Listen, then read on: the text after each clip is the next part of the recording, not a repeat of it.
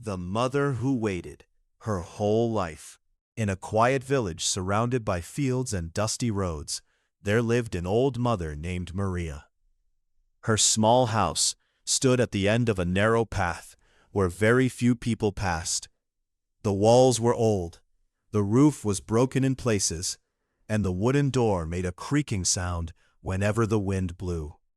But inside that house lived a mother whose heart was full of love. Many years ago, Maria had a son named Adam. Adam was the only happiness in her life. Her husband had died when Adam was only 5 years old, so Maria raised her son alone. Life was very difficult. She worked in other people's houses, washed clothes, cleaned floors, and sometimes worked in the fields just to earn enough money to feed her son. Many nights, Maria slept hungry so Adam could eat. But she never complained, because for a mother, her child's smile is more important than her own pain.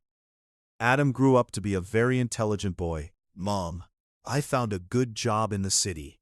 Maria felt very proud. She told everyone in the village, "My son works in a big office in the city."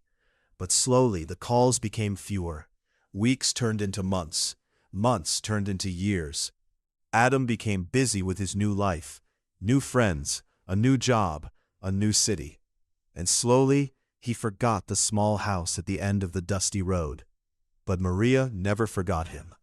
Every morning she cleaned the house carefully. She kept Adam's old room exactly the same. His books were still on the table. His childhood photos were still on the wall. And every evening, Maria sat near the door and looked at the road, hoping to see her son walking toward her.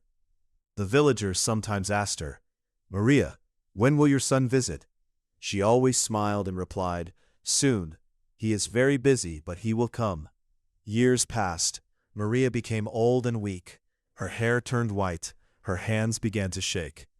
But every evening she's still. Inside her small house, Maria sat quietly holding an old photograph of Adam. It was a picture taken when he was 10 years old. She touched the photo gently and whispered, "My son, I hope you are happy." That night, Maria fell asleep in her chair, but she never woke up again. The next morning, the villagers found her sitting peacefully with the photograph still in her hands. The whole village was saddened. Someone finally contacted Adam in the city. When he heard the news, he rushed back to the village after many years. When Adam arrived at the small house, everything looked the same: the old wooden door, the dusty road, his childhood room, and on the wall, dozens of photographs of him.